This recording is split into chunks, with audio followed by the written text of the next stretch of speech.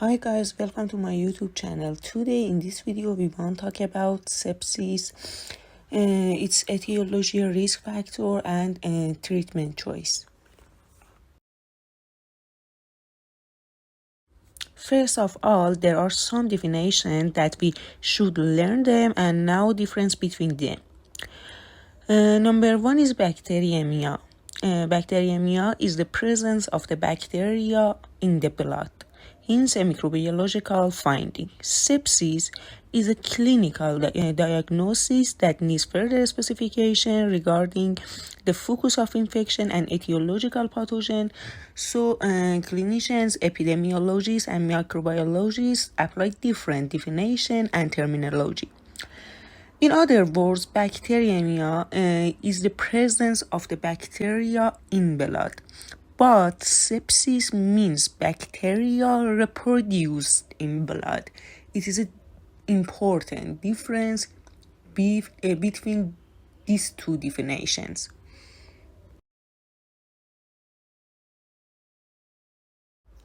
Now, we want to talk about difference between sepsis and septic shock. Sepsis means organ dysfunction caused by a dysregulated host response to infection. It has some clinical features like sign of infection, organ dysfunction, pulse altered meditation, tachypnea, hypotension, hepatic, renal, or hematological dysfunction. Septic shock is a subset of sepsis in which underlying circulatory and cellular or metabolic abnormalities lead to substantially increased mortality risk. It also has some clinical features like sign of infection, pulse-altered meditation, oliguria, cool peripheries, and hyperlactemia.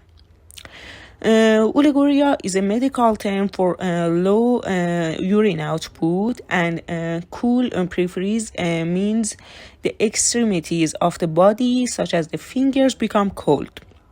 Blood lactate levels are very important sign in sepsis and need to be regularly monitored. In fact, a serum lactate level higher than 2 micromole per liter may be a new emerging vital sign of septic shock. And there are several stages between sepsis and septic shock that we'll talk about them later.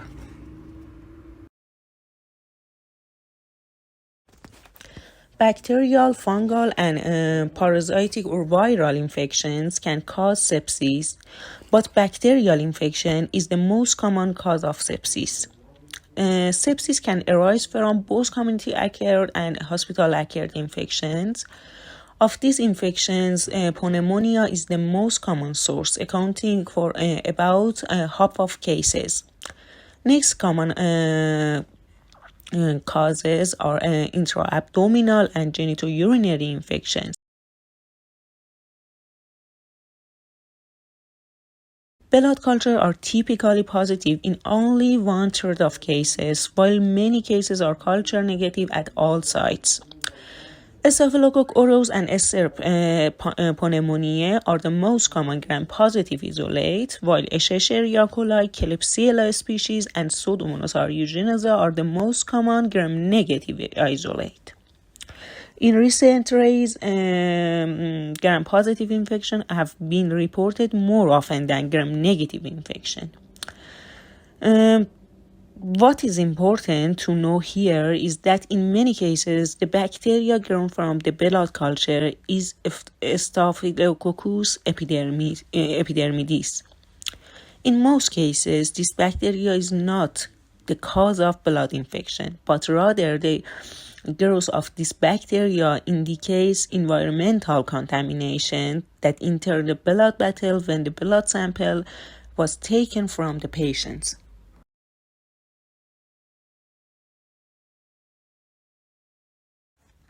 The progression of bacterial infection to sepsis depends on several factors. In many cases, if the patient has a healthy immune system and the bacteria is not resistant to the antibiotics, and the patient receives the right antibiotics at the right time, the infection will be cured without progression to the sepsis.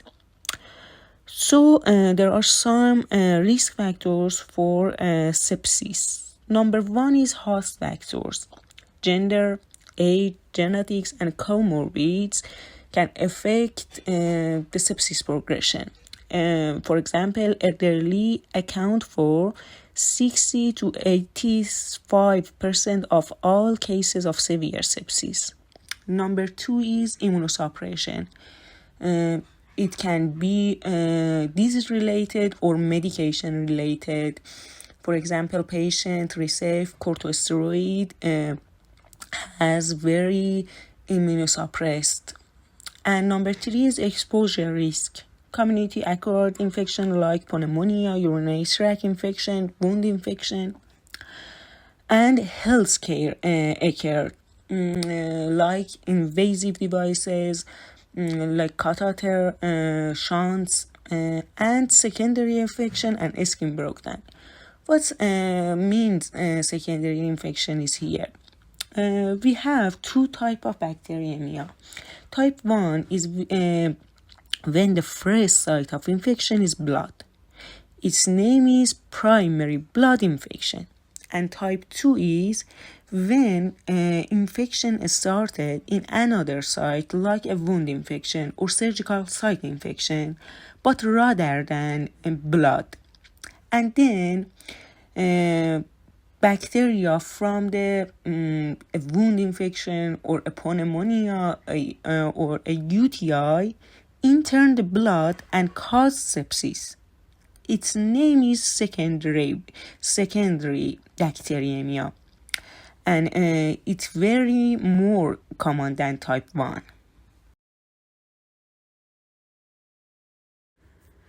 So far, we've talked about the causes of sepsis, the risk factor, and its definition. Now we want to understand what happens from the moment bacteria enter the bloodstream until this occurs. Before we begin this section, it is important to know that if the patient is identified early and receive the right treatment at the right time, the chances of survival are very high. Let's start. The first stage after bacteria enter the bloodstream is SIRS. Systematic Inflammatory Response Syndrome, which has two or more of the following characteristics. Number one is temperature higher than 38 degrees or lower than 36 degrees. Number two is heart rate higher than 90 beats per minute. And number three is respiratory rate higher than 20 breaths per minute, or PaCO2 higher than 32. PaCO2 refers to the partial pressure of carbon dioxide. And the last one is a white blood cell count higher than 12,000 or lower than 4,000. SIRS is the first stage, and the next stage is sepsis, which includes the symptoms of SIRS plus an infection. Here, infection means the actual multiplications of bacteria in the bloodstream. Next stage is severe sepsis, which is sepsis plus end organ damage. End organ damage refers to the damage to major organs connected to the circulatory system, such as the heart, kidneys, or brain. Next stage is septic shock. Septic shock includes the symptoms of severe sepsis plus refractory hypotension. Refractory hypotension is a very serious condition that occurs when blood pressure remains low despite adequate fluid resuscitation and vasopressor therapy. Vasopressor therapy, that means patients give antihypotensive drugs. And the last stage is MODS. MODS means a clinical syndrome characteristic by the development of progressive and potentially reversible physiological dysfunction in two or more organs or organ system. In this stage, this can result.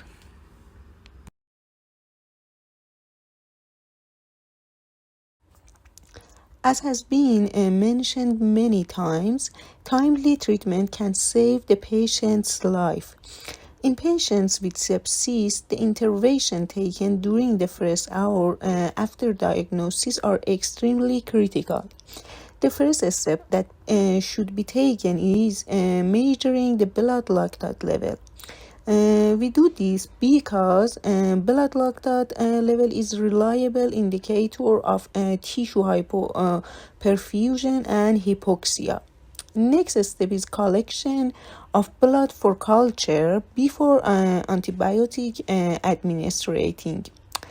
We do this before antibiotics because using antibiotics can interfere with the accurate identification of the pathogen.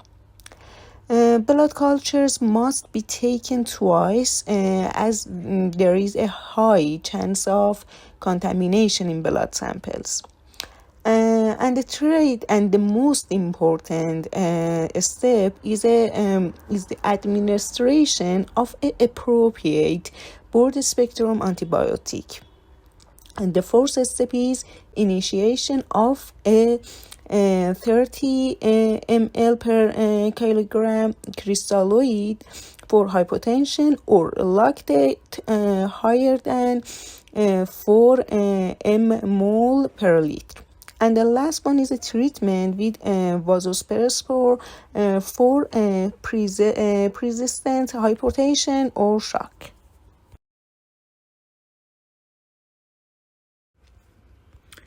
And finally, the most important part, choosing the right antibiotic. The first principle in selecting an antibiotic is that it should be broad spectrum, because within the first hour we don't know yet now which pathogen is involved. So the antibiotic prescribed must be capable of acting against a wide range of bacteria. In patients with a healthy immune system, the following regime can be effective according to correct guidelines. However, due to the rapid rise in antibiotic resistance, these regimes may change based on newer studies. This regime include number 1, piperacillin tazobactam, cefepime, meropenem, imipenem cilastatin, and if the patient is allergic to beta-lactam antibiotics, we can use azeturonam or ciprofloxacin or levofloxacin. And last thing is we must add vancomycin to each of the above regimes.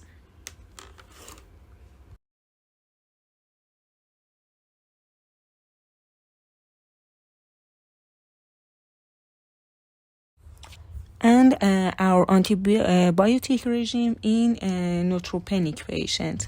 Neutropenia characteristic by lower than 500 neutrophils per microliter.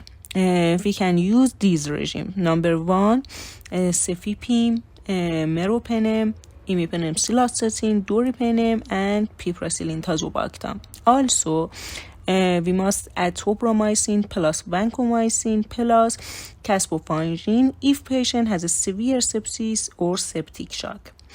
Caspofungin is a antifungal. We use it because may our infection caused by a fungi.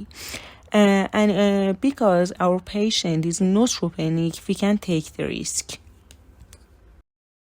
In this image, we can see organs failure caused by sepsis. Sepsis can affect many vital organs, including cardiovascular system, hepatic system, renal system, respiratory system, and also neurological system. In cardiovascular system, it can cause hypotension. It can cause an elevation in bilirubin level in the hepatic system, and as we can see, sepsis can cause very damage to patient's body.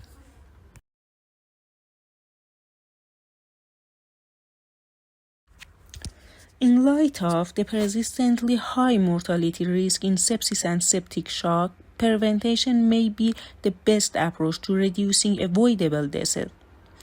But preventing sepsis is a challenge. We have some underlying conditions for development of sepsis, include the aging of population, the use of inappropriate antibiotics, the rising incidence of resistant microorganisms, and the use of device and catheters contribute to a steady burden of sepsis cases.